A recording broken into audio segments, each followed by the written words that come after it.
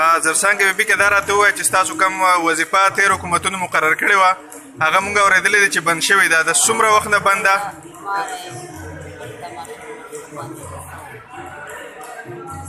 بیماریم ده پروګرامونه کوئ ښه ښه خو دا څومره وخت نه ستاسو وظیفه بند ده کال کېږي چې ستاسو وظیفه بند ده صحیح ده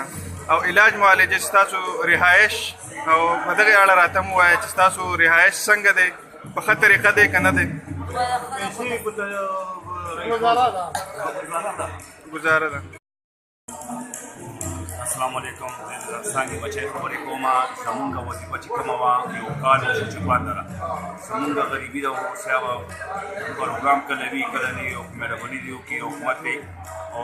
حکومت دې موږ سره امداد وکړي او وظیفې دې په طریقه سره جوړه کړي موږ ولې دې صاحب نه وظیفه وکړو ډېره مننه بچیه ډېره شکریه ډېر تشکر زه دا وایم چې موږ خو فنکاران یو آرټسټان یو ګلوکاران یو سندرغاړي یو د یو قوم د یو دغه اساسه یو بل موږ نه جایداد شته نه کور شته نه پټی شته نه پوله شته نه پلازه شته نه هېڅ هم نشته موږ دا فن دی په دې فن باندې موږ ژوندي او حکومت له موږ دا فرض کړو دا ورته وکړو چې آیا زموږ څومره فنکاران دي مخکې موږ ته وظیفه میلاوې ده د ګورنمنټ طرف نه حکومت طرف نه موږ ته وظیفه میلاوې ده اوس چې وکړې 2-3 کالو چې زموږ وظیفه ختمه ده موږ ته وظیفه میلاوېږي نه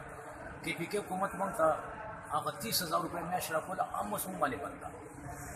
موږ باندې اوس بند ده زموږ رېډیو کار بند دی رېډیو کې زموږ کار نشته پي ټي وي کې زموږ کار نشته نور زموږ فنکشن نشته نور زموږ کاروبار نشته او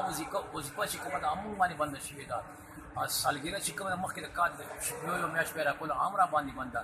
موږ حکومت ته دا خواست کوو دا منت کوو چې موږ خو فنکاران یو زموږ خو خپل اصله نشته همدا مسله ده همدا فن دی واجه میراثي غږ موږ آرټس یو موږ وروره ټپه وو موږ چاپور وو غزل وایو موږ نظم وایو موږ چاربیته وایو زموږ هېڅ کاروبار نشته زموږ دا کاروبار دی منت کوو خواست کوو چې ډېر لوی لوی سنګران لکه زه خیال محمد که درته یاد کړم هدایت الله صاحب درته یاد کړم خپلګل صاحب درته یاد کړم زرڅانګه بیبي درته یاد کړم دا ډېر لوی اتلان دي ډېر لوی فنکاران دي خو چونکې اوسه پورې دوی ته هغه وظیفه نه میلاوېږي او نه ورته میلاو شوې مونږ دا خواست کوو چې وظیفه ورته میلاو شي د حکومت